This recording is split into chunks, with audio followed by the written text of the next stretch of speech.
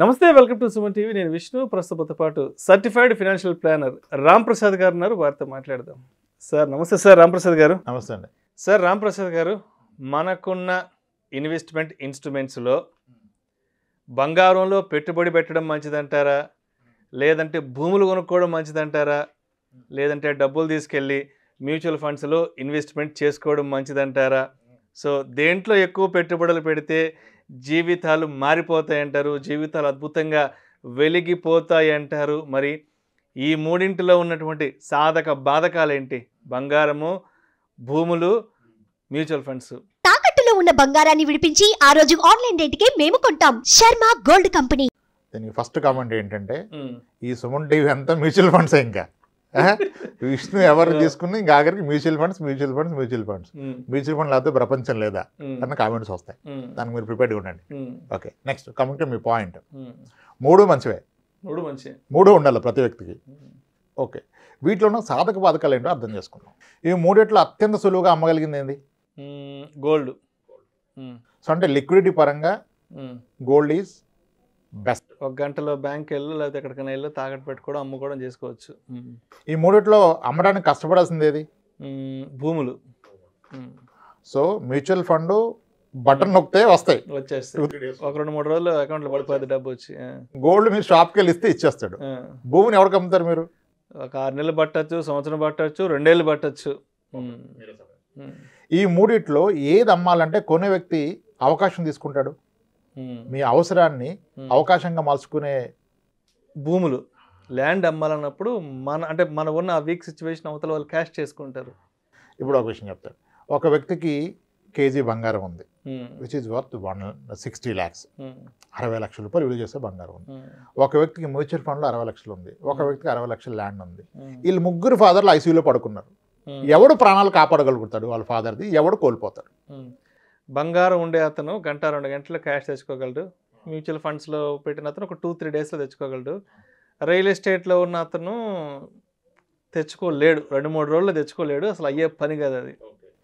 ఈ ముగ్గురికి ఒక ఫ్రెండ్ ఆపదలో ఉన్నాడు, 5 లక్షలు కావాలి ఎమర్జెన్సీగా. ఎవరికి విసులుబడి అంటే partial withdrawal I'm talking about. ఎవరు తీసుకోగలుగుతారు 5 లక్షలు పట్టుమని వాళ్ళ ఆస్తి నుంచి? మ్యూచువల్ ఫండ్ అతను. బంగారం తీసుకోవచ్చు కదా, 5 లక్షల లోన్ పెట్టి తీసుకోవచ్చు. మ్యూచువల్ ఫండ్ కూడా ఈరోజు ఇన్స్టాంట్గా లోన్ వస్తాయి. 15 నిమిషాల్లో లోన్ ప్రాసెస్ అవుతుంది మ్యూచువల్ ఫండ్స్లో. ఓపెన్లో అవైలబుల్. నేను మ్యూచువల్ ఫండ్ నా సైట్లోకి వెళ్ళి ఆ పోలియో నెంబర్ కొట్టి ఆన్లైన్లో పెట్ చేస్తే 15 నిమిషాల్లో మీకు లోన్ వస్తుంది. అది కూడా హార్డ్లీ 9.5-10% పర్ ఇయర్లో, ఓడీ లోన్ లాగా 15 నిమిషాల్లో లోన్ వస్తుంది. గోల్డ్ అన్న ఒక గంట పడుతుంది వెళ్ళి తీసుకుంటే. మరి ల్యాండ్ మీద ఎప్పుడు వస్తుంది లోన్? 5 లక్షలు అమ్మగలుగుతాడు ఒక పార్ట్. గోల్డ్ అమ్మొచ్చుగా, 30 తులాల్లో 5 తులాలు 10 తులాలు అమ్ముకోవచ్చు. మ్యూచువల్ ఫండ్లో కొన్ని యూనిట్స్ అమ్ముకోవచ్చు, లేదా లోన్ తీసుకోవచ్చు. మరి ల్యాండ్లో 5 గజాలు 10 గజాలు అమ్మగలవా? అమ్మలేవు. దీనికి ఆన్సర్ దొరికింది, అమ్మలేము. పార్షియల్గా, పార్ట్లీ అమ్మలేము. ఓకే, ఇప్పుడు ఈ మూడు ఉన్నాయి ఒక వ్యక్తికి. బంగారం ఉంది, స్థలం ఉంది, మ్యూచువల్ ఫండ్స్ ఉన్నాయి. ఒకే వ్యక్తికి. వీడికి ఉద్యోగం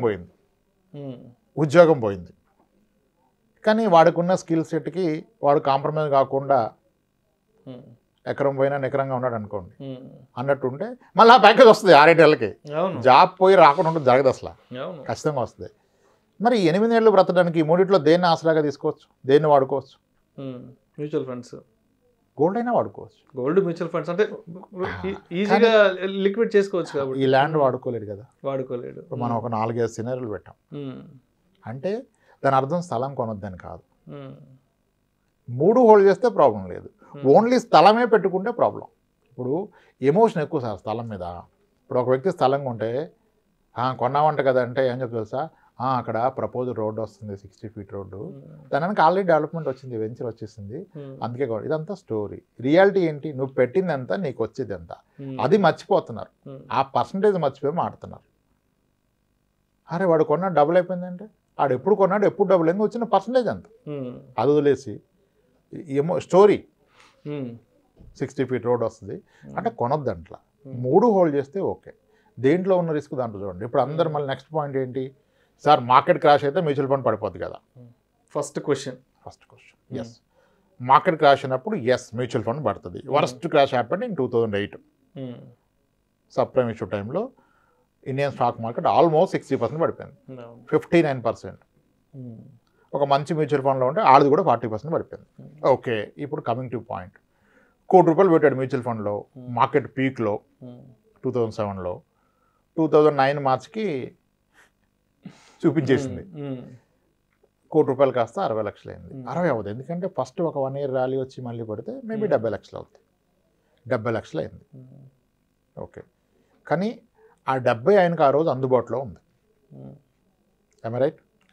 70 అయినా 70 ఉంది కదా. మరొక స్థలం ఉంటే, ఒక ఇల్లు ఉంటే, ఆ రెసిషన్ టైంలో మీకు బయర్ ఉన్నాడా?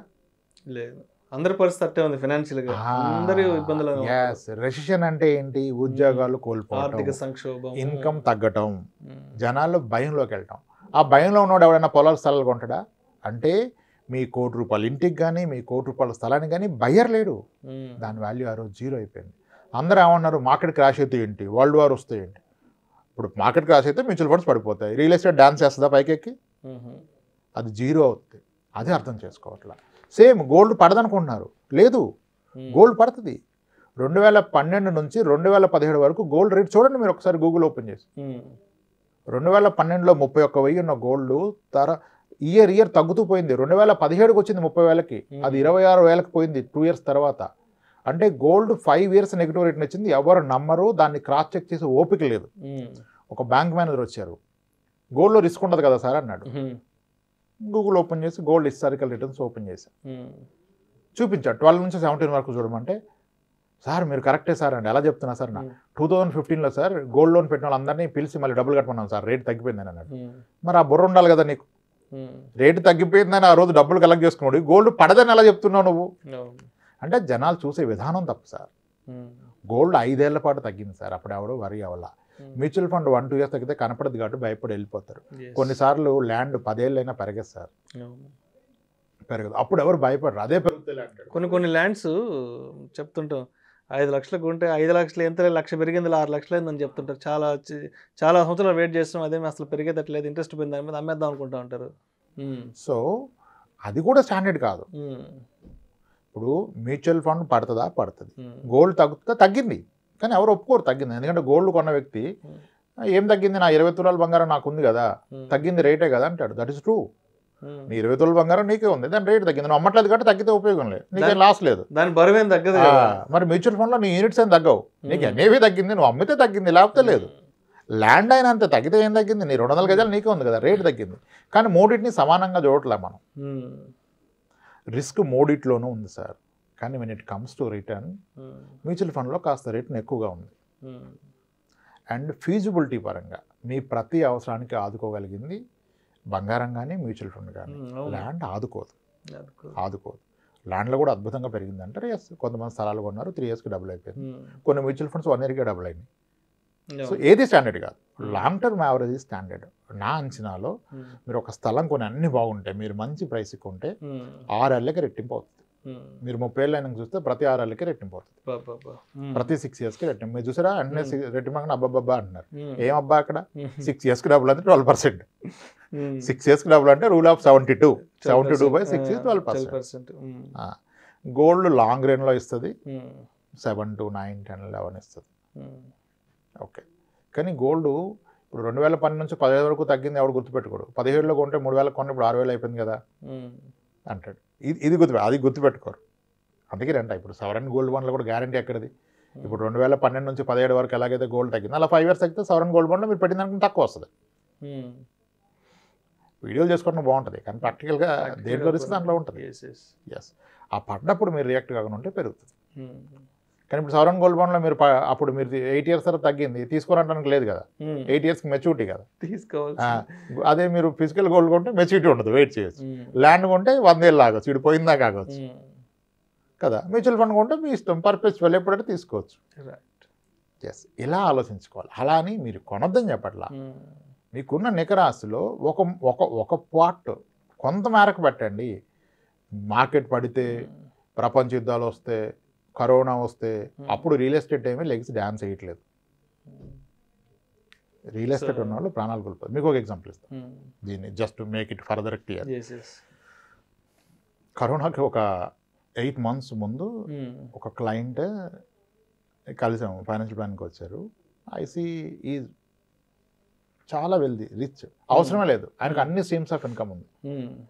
ఆయిల్ ఫామ్ ఏదో ఉంటుంది అక్కడి నుంచి వస్తుంది, విపరీతమైన ఇల్లు ఉన్నాయి అక్కడి నుంచి వస్తుంది, ఇద్దరు వర్కింగ్, హై ఇన్కమ్, అసలు టెన్షనే లేదు లైఫ్కి. నేను ఇక ఏ టెన్షన్ లేని లైఫ్లో మళ్ళీ మ్యూచువల్ ఫండ్ తీసుకుని ఒక టెన్షన్ క్రియేట్ చేయడం ఎందుకు, అవసరం లేదు మీకు అని చెప్పి. ఎందుకంటే నిజానికి అవసరంలా, నిజానికి అవసరంలా. అదేంటి రాము నువ్వు ఇలా అంటావు, నా ఫ్రెండ్ నీ దగ్గర పెట్టాడుగా ఆయన పెట్టనిచ్చావు, నన్ను ఎందుకు పెట్టట్లేదు అన్నాడు. అరే ఆయనకి ఏముంది, 2 లోన్లు ఉన్నాయి అంతే, ఆయనకి ఏం లేదు, మీకు అన్నీ ఉన్నాయి కదా, మీకు ఎందుకు అన్న. లేదు లేదు నేను ఐ వాంట్ ఇన్వెస్ట్ అన్నారు. పర్ఫెక్ట్ సార్, మరి రిస్క్ అయితే ఉంటుంది అన్న. అంటే రిస్క్ ఫ్రీ కూడా ఉంటాయి. Mutual funds are not just equity funds. Mutual fund starts from where, overnight fund, ఒక రాత్రికి డబ్బులు పార్క్ చేయొచ్చు, liquid fund, ultra short duration fund, short duration fund, gilt fund, credit risk fund, ఇవన్నీ debt. మళ్ళీ ఈక్విటీలో 100 కేటగిరీలు, మళ్ళీ hybrid equity, balanced advantage, hybrid equity, multi asset, ఇవన్నీ ఉన్నాయి. సో ఇన్ని రకాలు ఉంటాయి సార్. మరి మీరు అగ్రెసివ్ వెళ్దామంటే నేనైతే మీకు అగ్రెసివ్ కూడా హైబ్రిడ్ ఈక్విటీ రికమెండ్ చేస్తాను. లంసమ్ అని కదా, లంసమ్ ఎప్పుడు ఈక్విటీలో పెట్టినవా నేను ఎవరిని. ఎందుకంటే మీరు లాంగ్ రన్లో చూస్తే equity fund, hybrid equity fund almost same returns ఇస్తున్నాయి. Hybrid equity funds beaten Nifty 50 index with huge margin. There are funds, అంటే మన పేర్లు చెప్తే మళ్ళీ ట్రాప్ అవుతారని చెప్పాలి. ఓకే, అలా వాటిలో పెడదామన్నా. సరే పెట్టండి, నాకేం టెన్షన్ లేదు, మీరు 40% పడ్డా నాకు ఓకే అన్నాడు. ₹1 ఇచ్చాడు, పెట్టాం. సరిగ్గా ఫస్ట్ లాక్డౌన్లో 25% కొట్టేసింది. అంటే అంతకుముందు పెరిగింది కాస్త మళ్ళీ తగ్గి 80 లక్షలకు వచ్చింది. 1,06,00,000 దాకా పోయింది కాస్త 83-85 లక్షలకి ఏదో వచ్చినప్పుడు ఫోన్ చేశాడు. అర్జెంట్ రామ్ నాకు ఒక 20 లక్షలు కావాలన్నాడు. ఏం మాడుతున్నారు మీరండి, ఏం మాడుతున్నారు ఏంటి, నాకు మెడికల్ ఎమర్జెన్సీ, నాకు కావాలి, నా డబ్బు ఉంది, ఎప్పుడన్నా తీసుకొచ్చినది ఇవ్వన్నాడు. నేను ఎవరన్నా, ఏం మాడుతున్నాను నువ్వు అన్నాడు. నా డబ్బు నేను తీసుకుంటే ఎవరంటే ఎవరన్నా అడిగాడు. సార్ ఇప్పుడు ఇంత డౌన్లో మీరు మళ్ళీ 20 తీస్తే అది 60 లక్షలు 55 లక్షలు అయిపోద్ది. ఇక అది రీకవర్ అయ్యి మీకు ₹1 రావాలంటే చాలా టైం పడుతుంది సార్, వేరేది ఏదన్నా చూడమన్నా. ఏమీ లేదు రామ్, ఎక్కడ నాకున్న ఆస్తుల్లో డబ్బులు వచ్చే మార్గం లేదు, ఇది ఒక్కటే కనపడుతుంది, నాకు కొట్టేసే రిడెంప్షన్ అన్నాడు. రిడెంప్షన్ కొట్టినా 3 days అవుతుంది సార్ అన్న. అరే ఏదైనా మార్గం లేదన్నాడు. లోన్ కొట్టేద్దాం అన్న. ఏదన్నా చేయి బాబు, నాకు డబ్బులు వస్తే చాలన్నాడు. కొట్టేశావు. 20 లక్షలు అడిగితే 28 లక్షలు కొట్టా, తీసుకున్నాను. 10 రోజుల్లో మళ్ళీ 10 లక్షలు వెనక్కి ఇచ్చాడు. 20 సరిపోయింది సార్, తీసేసుకున్నాను. ఇప్పుడు చూస్తా చాలా ఎక్కువ ఉంది ఆయన పెట్టిన దానికన్నా, లోన్ క్లోజ్ చేస్తే కూడా. ఈ వెసులుబాటు ఉంటుందా? అది ఇలా దాన్ని పూర్తిగా ఓపిక్గా అర్థం చేసుకోవాలి. దానిలో రిస్క్ చూడాలి. 40% పడుతుంది. Mutual fund can go down by 40%, 40%. Real estate at some time will be absolute zero. ఇప్పుడు నేను ఛాలెంజ్ చేస్తా, స్థలం కొని 1 year అయింది, పెరిగింది అన్నావు, అమ్ము చూద్దాం. నువ్వు కొన్న రేటుకి అమ్ము చూద్దాం. నీకు అమ్మి పెట్టిన అడుగు, ఆ రేటుకి వస్తుందని. 4 రోజుల్లో వస్తాయి డబ్బులు. మరి అది ఎలా అయితే అసెట్? అవసరంలో ఆదుకోవాలి. అవసరానికి ఆదుకున్నోడే ఫ్రెండ్. అవసరానికి అక్కడికి వచ్చిందే ఆస్తి, అక్కడికి రాంది ఆస్తి కాదు. సో ఎంత మేరకు అంత మేరకు పెట్టుకోండి. ఎమోషన్తో తీసుకోవద్దు నిర్ణయాలు. మనకి ఎమోషన్ తప్పితే ఇంకేం ఉండదు. పక్కనే ₹3 తక్కువ వస్తే కొనేస్తాడు, ఉరకటమే. ఇంకా ఆలోచించుకోవాలి కదా, నీకున్న ఆస్తి ఏంటి, నీ ఆదాయ మార్గాలు ఏంటి, నీ బాధ్యతలు ఏంటి, ఎవరెవరు ఆధారపడినారు. ఒక ఎమర్జెన్సీ వస్తే ఏంటి పరిస్థితి, నువ్వు మేనేజ్ చేయగలవా? అన్నీ ఎక్కడ పెడుతున్నావు? సో అందుకని I was never against gold. Gold ఉంటే ప్రశాంతంగా నిద్రపడుతుంది.